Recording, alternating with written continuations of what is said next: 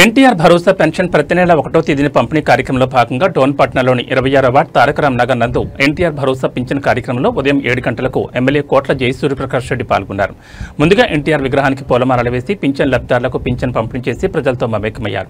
ఈ సందర్భంగా ఎమ్మెల్యే మాట్లాడుతూ ఎన్టీఆర్ భరోసా పథకం వల్ల వృద్ధులు, వికలాంగులు, నిరుపేదలు ఆర్థికంగా కొంత ఊరట పొందుతున్నారని తెలిపారు.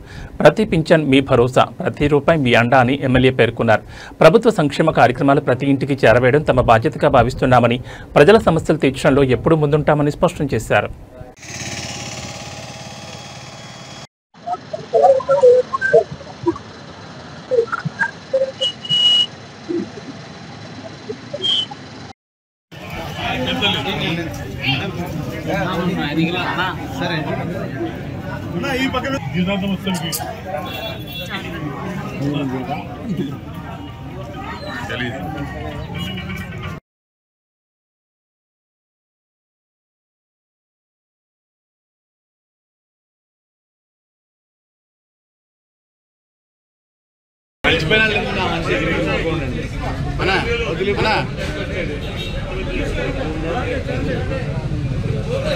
అంతకుముందు ఎంత వస్తుందా మనకి? అంతకుముందు డబ్బులు ఎంత వస్తుందా?